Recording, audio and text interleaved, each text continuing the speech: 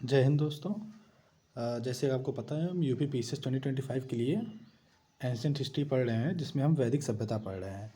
जैसे हमने ऋग्वेद और मतलब ऋग वैदिक काल और उत्तर वैदिक काल के बारे में हमने पढ़ लिया था, उसकी भौगोलिक, राजनीतिक, आर्थिक आर्थिक स्थिति के बारे में। अब हम कुछ तथ्य देखते हैं। ऋग्वेद, सामवेद और उपवेद क्या होता है, और मतलब विभिन्न तरीके के हम आप तथ्य आपको क्लियर करते हैं जो प्री के लिए बहुत ज़्यादा इंपॉर्टेंट है और डायरेक्ट सवाल इसी से आते हैं। तो पहला है बताया मैंने ऋग्वेद। ऋग्वेद ऋग्वेद का ऋग का अर्थ होता है छंदोबद्ध रचना या श्लोक। तो जो ऋग है उसका मतलब होता है छंदोबद्ध रचना या श्लोक। ऋग्वेद की रचना माना जाता है संभवतः सप्त सिंधु प्रदेश में हुई थी, जिसमें कुल 10 मंडल हैं, 1028 सूक्त, 10 मंडल है, 1028 सूक्त हैं और 10,580 ऋचाएँ हैं। ये ऋग्वेद का है कि ऋग्वेद में कितने मंडल हैं। 10 मंडल हैं, 1028 सूक्त हैं और 10,580 मंत्र हैं, वो ऋचाएँ हैं, सॉरी। और मंत्रों को ऋचाएँ भी कहा जाता है। अगर यहाँ ऋचाएँ की जगह मंत्र लिखे होते तो भी सही होता, कि उसमें 10,580 ऋचाएँ हैं। अब जो ऋग्वेद है वो सबसे प्राचीनतम वेद माना जाता है, कि ऋग्वेद की रचना सबसे पहले हुई थी। वेदों का संकलन किसने किया? वेदों का संकलन महर्षि कृष्णद्वैपायन, जिनको वेद व्यास कहा जाता है, उन्होंने किया था वेदों का संकलन। पढ़ने वाले को, ऋग्वेद पढ़ने वाले को क्या कहा जाता? होत्र कहा जाता था। जैसे पूजा कराने वाले को पुरोहित या पंडित कहते हैं, और पढ़ाने वाले को, स्कूल में पढ़ाने वाले को अध्यापक कहते हैं। वैसे ही जो ऋग्वेद को पढ़ाते थे या पढ़ते थे उनको होत्र कहते थे। और वैदिक सभ्यता क्या थी? लिख के नहीं होता था, ये आपको जानना हो। ये श्रुति संहिता पर आधारित था। मतलब गुरु ने शिष्य को बोल के सुनाया, शिष्य ने उसको सुन के उसको कंठस्थ किया, और शिष्य ने अपने जो नीचे के शिष्य हैं उनको बताया। मतलब लिख के नहीं कराता था। इसलिए इसका संकलन किसने किया? वेद व्यास ने किया। बाद में इसको संकलन, बाद मतलब पीढ़ी दर पीढ़ी, पीढ़ी दर पीढ़ी, ये खाली श्रुति आधारित था, सुनने पर आधारित था ये। इसमें ऋग्वेद में आपने जैसे पढ़ा 10 मंडल है, उसमें पहला और 10वां मंडल जो है वो अंत में जोड़ा गया है।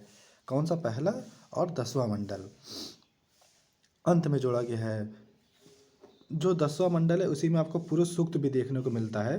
जो पुरुष सूक्त है, अभी आप आगे उसकी हम चर्चा करेंगे पुरुष सूक्त क्या है। ऋग्वेद के तीसरे मंडल में सूर्य देवता सविता को समर्पित गायत्री मंत्र है। प्रसिद्ध गायत्री मंत्र किसमें है? तीसरे मंडल में। ये क्वेश्चन आ रहा है डायरेक्ट कई बार, कि गायत्री मंत्र ऋग्वेद के किस मंडल में है? तीसरे मंडल में है। जो 9वां मंडल है वो देवता सोम को समर्पित है। 9वां मंडल देवता सोम को समर्पित है। और ये देखिए 10वां मंडल चातुर्वर्ण समाज की संकल्पना पे आधारित है। जो 10वां मंडल है, चातुर्वर्ण समाज का मतलब क्या है? कि 10वें मंडल में ये कहा गया है कि एक ब्रह्म पुरुष हैं जिनके मुख से ब्राह्मण, हाथ हाथ से क्षत्रिय, जंघा से वैश्य और पैरों से शूद्र निकले हैं। ये मतलब 4 वर्ण जो है वो उस ब्रह्म पुरुष के शरीर से निकले हैं। तो इसलिए 10वां मंडल चातुर्वर्ण, मतलब 4 वर्ण ही तो है, ब्राह्मण, क्षत्रिय, वैश्य, शूद्र, इनके बारे में बताया गया है 10वें मंडल में, कि ब्रह्म पुरुष के शरीर से ये चारों वर्ण की उत्पत्ति हुई है, जिसमें शूद्र की उत्पत्ति पैरों से बताई गई है और ब्रह्म की उत्पत्ति मुख से बताई गई है। ऋग्वेद के 2 ब्राह्मण ग्रंथ हैं, ऐतरेय और कौस्तुकी। ऋग्वेद के कौन से ब्राह्मण ग्रंथ हैं? 2 ब्राह्मण ग्रंथ हैं, ऐतरेय और कौस्तुकी।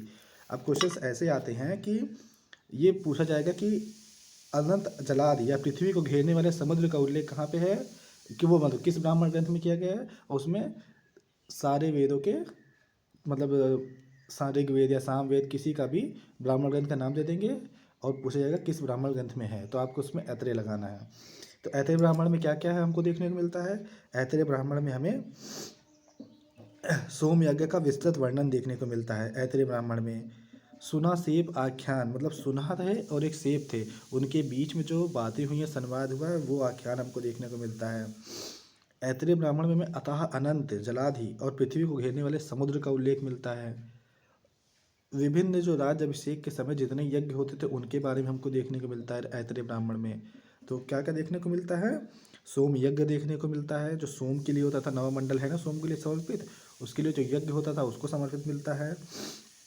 ऐसा कहा जाता है कि इंद्र सोम का रसपान करता था। इंद्र जो देवता थे, जो ऋग्वेद में महत्वपूर्ण देवता थे, याद हो आपको, तो इंद्र जो महत्वपूर्ण देवता थे उनके लिए सोम का वर्णन मिलता है कि वो सोम रस पीते थे। सोम का वर्णन सोम यज्ञ किसमें, ऐतिह्य में मिलता है। सोना से आख्यान का वर्णन मिलता है, समुद्र का उल्लेख मिलता है, और अनंत जलादि को घेरने वाले समुद्र का उल्लेख मिलता है। तो ये था ऋग्वेद के बारे में। अब है सामवेद। सामवेद क्या है? सामवेद कह रहे हैं कि सामवेद में मतलब जो यज्ञों के अवसर पर गाए जाने वाले जो गाने हैं, मतलब जो मंत्र हैं, उनको जो गाया जाता था उसको वर्णन मिलता है। जैसे जो सात स्वर हैं, सा रे पा धा नी करके जो है, वो सात स्वर सामवेद में ही आपको मिलते हैं। इसमें कितने हैं? 1875 ऋचाएँ इसमें हैं, 1875 ऋचाएँ हैं। और यहाँ तो ये कहा जाता है कि इसमें 1875 में से खाली 75 ही सामवेद की, बाकी सारी ऋग्वेद से ही लिया गया है। सारी चीज़, सारे मंत्र हाँ, सारी ऋचाएँ कहाँ से ली गई हैं? ऋग्वेद से ली गई, खाली 75 ही सामवेद से ली गई हैं। इसको गाने वाले क्या कहते हैं? उद्गाता। जैसे ऋग्वेद को जो गाने वाले क्या कहते थे? होत्र। वैसे ही सामवेद को क्या कहते हैं? गाने वाले को उद्गाता कहते हैं। इसके प्रमुख उपनिषद कौन कौन से हैं? छांदोग्य उपनिषद है और जैमिनी उपनिषद है। कौन से? छांदोग्य उपनिषद है और जैमिनी उपनिषद है।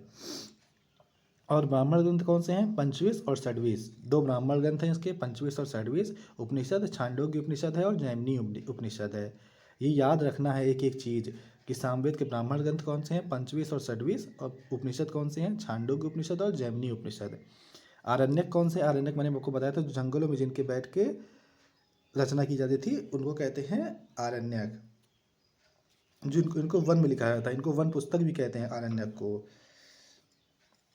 तो ये कौन से हैं? जैमिनी और छांदोग्य आरण्यक। जैमिनी और छांदोग्य आरण्यक।